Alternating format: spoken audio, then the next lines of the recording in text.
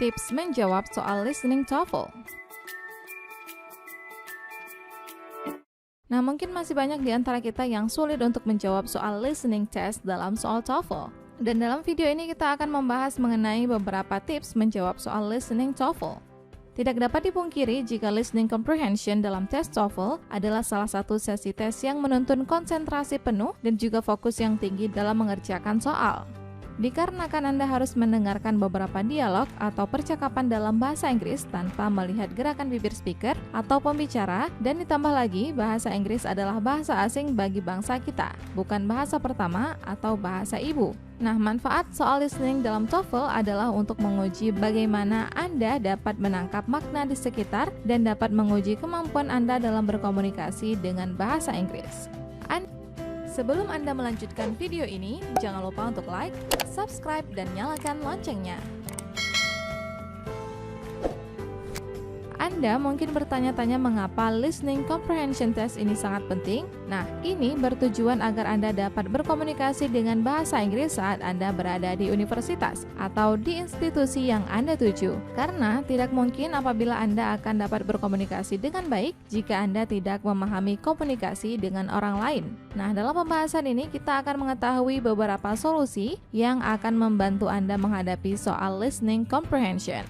Nah, sebelumnya, Anda akan mendapat soal listening comprehension part A, di mana Anda akan mendengar sekitar 30 percakapan pendek atau dapat disebut dengan short conversation or dialogue antara dua orang yang akan diikuti dengan satu pertanyaan. Biasanya, satu pembicara atau speaker akan berbicara satu kali dalam bagian A ini.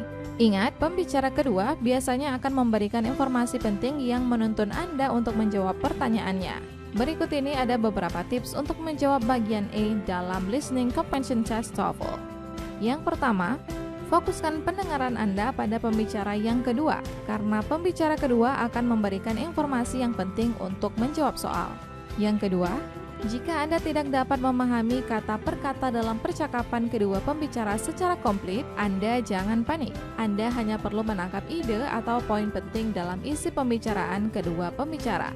Yang ketiga, jika Anda benar-benar tidak memahami apapun isi pembicaraan dari pembicara kedua, maka pilihlah jawaban yang sangat berbeda dari apa yang Anda dengar. Dan yang keempat, Anda harus memahami beberapa bentuk functional expression seperti suggestion atau saran, surprise atau keterkejutan, uncertainly atau ketidakpastian, dan agreement atau persetujuan, serta idiom.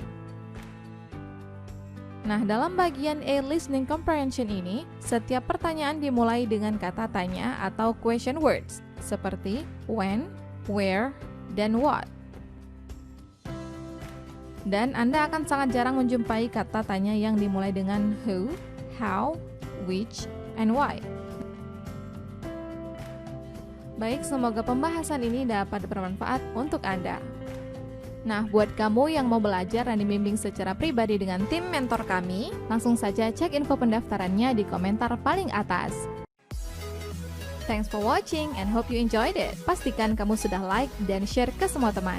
Dan jangan lupa untuk subscribe dan nyalakan lonceng notifikasi agar kamu menjadi yang pertama mendapat video materi terbaru. Jika kamu punya pertanyaan atau request materi, silakan komen di kolom komentar di bawah ini.